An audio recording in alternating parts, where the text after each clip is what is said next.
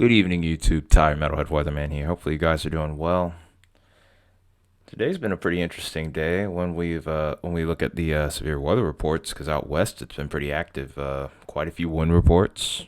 Nothing else beyond that, but also there's the heavy rain, of course, too. Because there's been a whole atmospheric river that's been going on over the west coast, pretty much, and it's not slowing down. In fact, if you give me a second here, I'm going to show you the reports of the rainfall that we've had over the last 24 to 72 hours. So here's a look at some of the ridiculousness that we've had going on over this region. Towards the valleys of the Sierras, we're easily surpassing the 10-inch mark, and this is only over one day, which is pretty frightening, to be honest, if I were to say so myself. But that's just the result of the setup that we have. These storm systems just keep crashing into these areas and just continuously funneling in moisture. So there's plenty of potential for debris flows to be going through these regions, especially since these areas have been hard hit by wildfires in years past and never really got the chance to really recover from it properly. So a lot of this land will be a little bit on the fragile side and able to move. But widespread areas where we're above 5 inches, even towards the coast here, between San Fran and Los Angeles here. A couple spots where we're even getting to 10 inches plus. But other than that, the overall rainfall or precipitation has been relatively limited. But let's go ahead and also take a look at what might lie ahead over the coming days, because that's going to be another big topic. So when we look at excessive rainfall, things look like they're starting to calm down. We had looked to have a couple of days previously where we had some moderate risk. Right now we're looking at slight risk, but for the most part, the worst of the flooding has occurred already. But there is still chances of excessive rainfall, especially towards the coast. San Francisco and San Jose are of great interest. Also, there's areas towards central California that are of interest as well, towards the Sierra Nevada valleys, especially considering the fact that there also was a tornado warning here when I looked before the start of this video. I think it was Tulare County, if I remember correctly. I actually want to see if that's still in effect. I'm going to try to go back a little bit, and yep, it's still in effect. But Tulare County in central California, this is till 5:45, so this was issued actually pretty recently too. So it looks like there's another 21 minutes, and it's reported funnel cloud too. Oh wow! But that just shows the activity that we have going on out west. It's not anything to play with here. So let's go ahead and take a look at what we have going on. Looks like they've done away with the marginal risk for tonight, but I do think that a few more severe storms are possible. So that being said, if anyone's out here towards California in particular, keep an eye out, especially towards the valleys of the Sierra Nevada tonight. Anywhere else, I think we're pretty good. But activity also will pick up tomorrow. But this has been a big change right here. Yesterday, this was a much bigger area, but I think this has started to lean more towards a Thursday threat. So that area is now expanded, and this area is now shrunk. This area is now leaning more towards the Mississippi River Valley, Missouri River regions. So we're now looking at places like Evansville, Kentucky, pretty much most of western Kentucky, southern Illinois, and the boot heel of Missouri in line for a marginal risk of severe weather. This includes the threat of a quick spin-up tornado, damaging wind gust, and that's about it. The big day that we're looking at now is day 3. Day 3, our slight risk hasn't really changed. It's stayed in the same place, so pretty much Atlanta, Chattanooga, some areas of far southern Tennessee. We're watching you. We're also looking at Macon, Georgia, Columbus. You guys are in that as well. Dothan, Alabama, Tuscaloosa, Birmingham, Montgomery. All of you guys are still in that slight risk. That has not changed. Our marginal risk has extended a little bit further to the north, also a little bit to the east, and also hangs back west pretty far too. So now we're looking at places like Nashville, Jackson, Bowling Green, Louisville, and then pretty much the entire state of Mississippi, and then looks like we're in line again in New Orleans, although the threat is a little bit more minimal or marginal, no pun intended, even though it was a crap one. But areas like New Orleans, you're back in line for risk of severe weather, which I'm pretty much tired of saying. I'm sorry that you guys keep going through this, but pretty much the entire Gulf Coast here as well. Augusta, Georgia, you're in there as well. Columbia, you're just outside the marginal risk, but we'll watch you as well as we head towards the evening hours on Thursday. But it's a pretty widespread area that could see severe weather tomorrow, or Thursday, I should say, excuse me. But the impacts should be relatively minimal. And there also is a little bit of uncertainty. I'm kind of having to work with the models as best as I can here. Euro still shows a pretty impressive storm, whereas the NAM, as we've now gotten into the short range, shows something a little different, and we'll go ahead and go into that real quick. Oops. So here is the NAM right here. This is highlighting what we have going on right now across the western half of the country. The eastern half of the country is pretty quiet, but we're going to watch these low pressures come through, and we're also going to check out the rain and snowfall that's going to be happening towards the northern tier of the country, because towards the end of the week is when the wintry side of this system develops. In yesterday's videos, I mentioned that I was going to be talking more about the wintry side as we got towards the end of the week. So now, as we move this forward, you can see that little band of wintry precipitation there.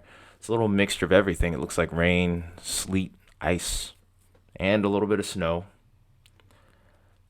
And this will work its way towards the Great Lakes pretty quickly before eventually turning into all snow and heading north of the border. This next low here is going to be the catalyst behind our next big storm. Also have to watch towards southern Pennsylvania for maybe a little bit of a rain-snow mix, although not much is really expected out of that. Most of that will not make it into the ground. And then as we look towards Wednesday night into Thursday morning, this is when our storms will start to fire. We'll start out firing mostly around the low where the most lift is going to exist. And then as time goes on, we'll get the convection to come in from the Gulf. But with this being a low cape event, the coverage isn't going to be super impressive as it stands right now. The NAM has really picked up on that and is running with it. So this kind of favors a slightly greater severe threat more to the north, but I don't think the instability is going to make it there. In fact, look at that. The Cape's not even above 100. Low-level dynamics aren't even that impressive either. So if you're over towards the further north you are, the less I will be worried about your risk, but it does exist. So keep an eye out for that. Not much to really be too wrapped up about, but you can see that there's activity throughout the Tennessee Valley, heading into the Appalachians, and then there's these little scattered blips that are right here towards the southeast that we got to watch too. This will continue to organize itself throughout the day and into the evening hours. Most activity will be out of there, but also keep an eye on the backside of this low pressure here, because now we're starting to get moisture funneling in from the Great Lakes, and there could be some moderate to heavy snow over towards areas like northwestern Ohio and southern Michigan here. And then we'll watch this head into a lot of areas that have been very familiar with lake effect snow, unfortunately. So we'll take a quick look at some of the parameters for the severe event real quick, just to kind of verify what we've been talking about. And we'll go a little bit further in depth in tomorrow's video as well. But mainly we're just going to be looking at the Cape. We kind of know what the upper dynamics look like. They're pretty impressive, but with limited Cape and not a whole lot of shear, it's not going to be a big concern to us, as of right now at least. So we can see that there's some Cape over the western half, the west here, mainly in central California. This is what's going to help keep these storms going over in this region as time goes on. But eventually that fades out, and then we're watching towards eastern U.S. from this point. So this is heading into Wednesday afternoon. There is some decent cape that pops up here into the overnight hours, but it's mainly going to be below 1,000 joules per kilogram or just at 1,000. So we may be able to scrape off a severe storm or two. And then once we get later into the morning, about mid morning, that's when we have to look at the potential for a couple of severe storms towards the Mississippi River region, mainly around Missouri, and then maybe towards South Georgia towards the end of the evening is where the greatest cape will exist. Hopefully there, and depending on how things go, there might be enough forcing for a couple of severe storms to pop from that. But other than that, not really too much going on there, actually. It's not a lot of cape to work with here, so this is going to definitely limit things. Warm sector's not super abundant either. I mean, it's there, but it's not anything that's knocking down doors and just flooring meteorologists, so to speak. So that being said, let's go ahead and jump to the euro. We're gonna pretty much fast forward to where we were on the NAM here. It's about 60 hours out. This is when our wintry side of this system really starts to take hold here, mainly towards the Great Lakes. And as this moves further onward, this does look like it tries to get a little bit of moisture gathered on the backside of this.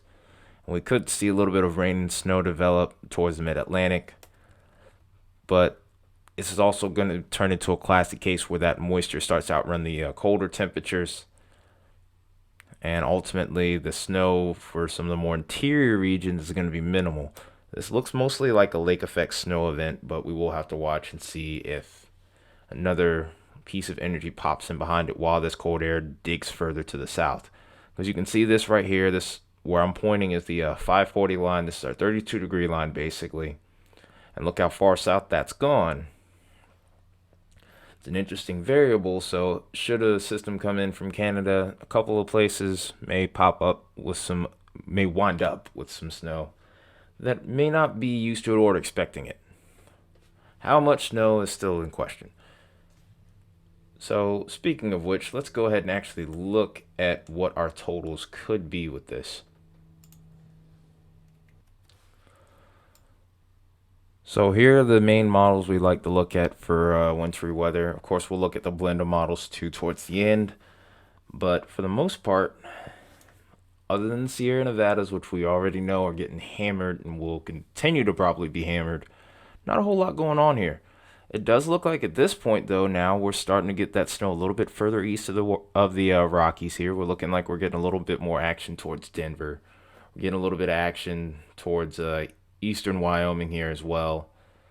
We're starting to get into those 4, maybe even a couple areas getting up to about 6 inches of snow in some spots. It's a healthy snow event for these guys. But outside of that, we're getting mainly just traces of snow, unless you're getting towards Minnesota and parts of the UP of Michigan, northern Wisconsin. That's when we're starting to get back into those more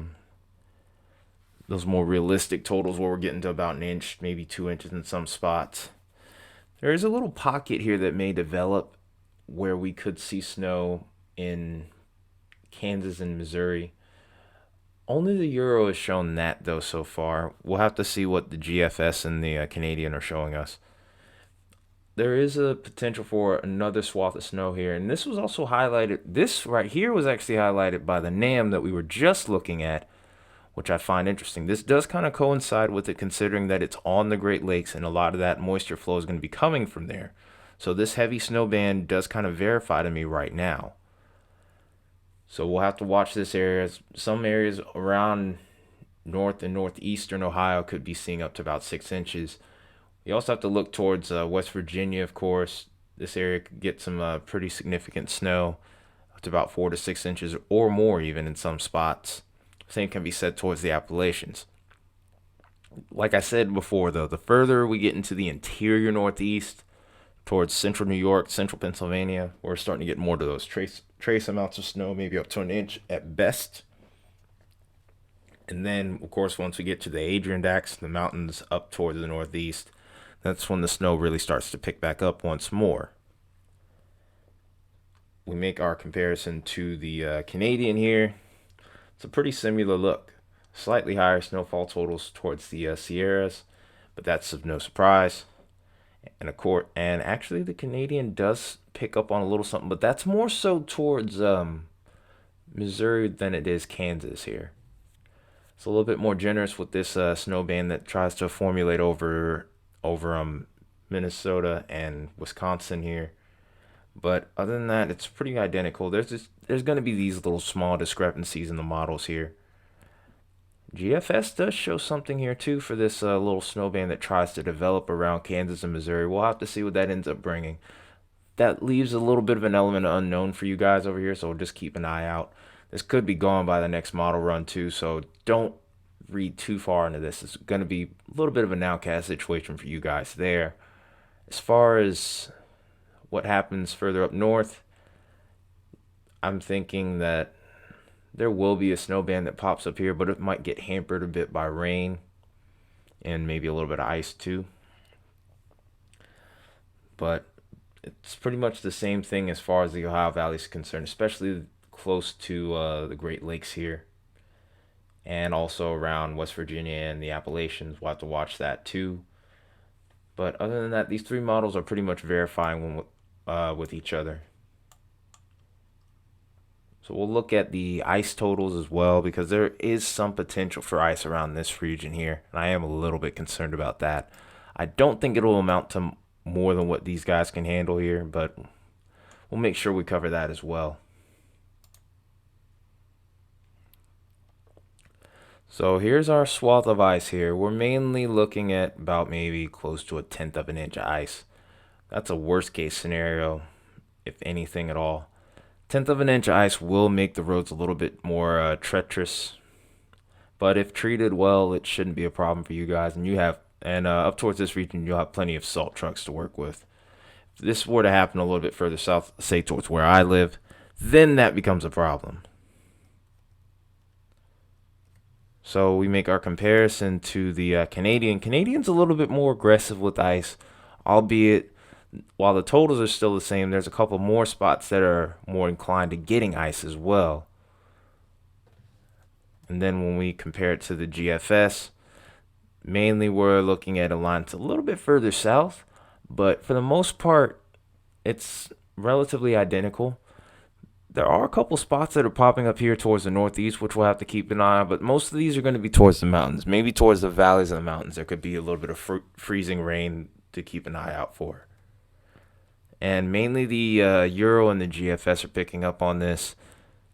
Not so much the Canadian. So there is a small element of uncertainty, but there's pretty decent confidence. Euro's really aggressive with it towards the Adirondack. The Canadian doesn't have much of anything. GFS has very isolated pockets of ice and relatively light. So last but not least, let's go ahead and look at the blender models and go from that point. So the newest blender models just came over this time frame, or just updated over this time frame. So we're going to look at the most up-to-date model in real time as I'm doing this video. Like I said, the snow band around Ohio and into parts of the Great Lakes towards New York, that hasn't changed. So plenty of agreement here. It's almost a certainty that this is almost a shoo-in that this is going to occur, where we could see some locally higher totals the closer you get to the lakes. Plenty of widespread areas where we get to about 1 inch or 2, maybe even 3 inches in some spots. But if you're really close towards Lake Erie particularly, there could be some higher snowfall totals, maybe even up to about 6 inches. Once we get towards the Adirondacks, totals start to lessen a little bit. And of course, towards the interior Northeast, not a whole lot to be expected there. We're looking at maybe a snow band that tries to develop over parts of Kansas and Missouri, especially towards Kansas City. You could see 1 inch, or locally higher amounts could see up to about 1.5 inches maybe. Snow band is a little less impressive over the UP and Michigan.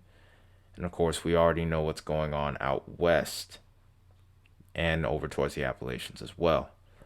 So make a comparison with our ice totals too. And for the most part, we're going to probably stay under that 1/10 of an inch mark. There might be a spot right towards the border of Wisconsin and Minnesota, where we could get up to about the 10th.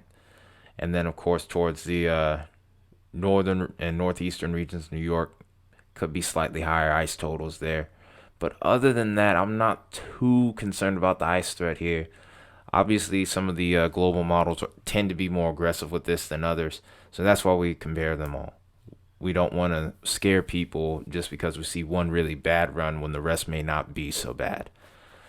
That's the key. That's an important note to have when it comes to doing any kind of forecasting, I feel. But that's it. That's the end of the video here. If you guys enjoyed anything I did, definitely drop me a like. I'd appreciate that. He's been some really long videos because of really active times. So you're looking for more comprehensive coverage, definitely subscribe if you haven't already. And also share the channel, share the videos. I'm trying to see if I can get to 300 subs before the 1 year anniversary of the channel, or the 1 year anniversary of my first video, which is actually in March. I think it was March 6th, if I'm being exact. I'm not sure. But it's the end of the video here. You guys take care. I'll see you probably tomorrow afternoon, if not even tomorrow morning, possibly, depending on how things go. But until then, this has been Tired Metalhead Weatherman. I'll see you guys in the next one. Have a good night.